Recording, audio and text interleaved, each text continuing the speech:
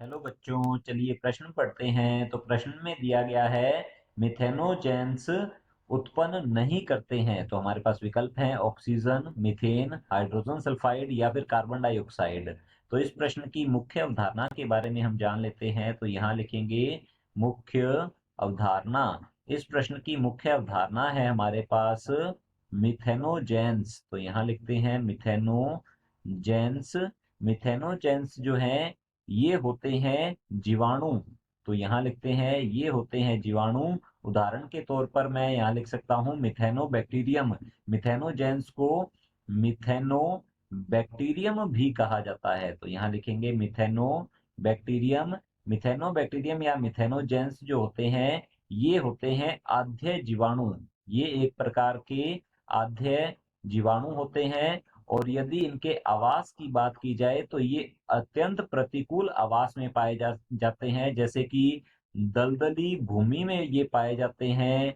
इसके अलावा ये पाए जाते हैं पशुओं के रुमेन में। तो यहाँ लिखते हैं पशुओं के रुमेन में भी ये पाए जाते हैं। और वहां पर ये सेलुलोज पाचन में सहायक होते हैं। तो पशुओं के गोबर में भी ये आ जाते हैं, अर्थात पशुओं के गोबर में भी ये पाए जाते हैं। मिथेनोजेंस का उपयोग जो है यह बायोगैस उत्पादन में किया जाता है। तो इसका उपयोग जो है बायोगैस उत्पादन में किया जाता है। अब यदि बायोगैस की बात की जाए तो बायोगैस जो है इसके अंदर मुख्य घटक जो है इसका यह तो होती है मीथेन। तो सबसे अधिक मात्रा में मीथेन होती है।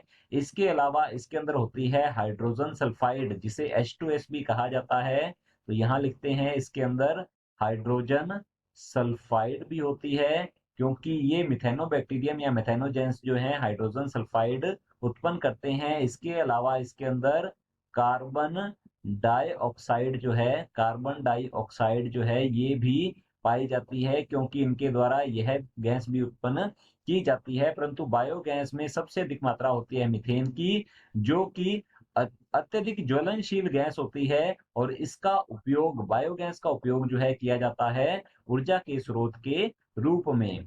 तो हमारा जो प्रश्न है मिथेनोजेंस उत्पन्न नहीं करते हैं। तो मिथेनोजेंस उत्पन्न करते हैं एक तो मीथेन सबसे अधिक मात्रा में, हाइड्रोजन सल्फाइड और कार्बन डाइऑक्साइड। तो चलिए देखते हैं विकल्प की ओर। विकल्प ए दिया गया है ऑक्सीजन। तो हमारा पहला विकल्प ही बिल्कुल सही उत्तर है, क्योंकि मिथेनोजेंस या जो मिथेनोबैक्टीरिया होते हैं, बैक्टीरियम ये जो है जीवाणु, ये ऑक्सीजन उत्पन्न नहीं करते हैं। बी दिया गया है मीथेन। तो हमारा बी विकल्प जो है ये गलत होता है, क्योंकि ये मीथेन सबसे अधिक मात्रा में उत्पन्न करते हैं। सी दिया गया है हाइड्रोजन सल्फाइड। तो हमारा सी विकल्प भी गलत होता है। और डी है कार्बन डाइऑक्साइड। तो हमारा डी विकल्प भी गलत होगा। विकल्प ए बिल्कुल सही उत्तर है। आशा करता हूं आपको समझ में आया होगा। धन्यवाद।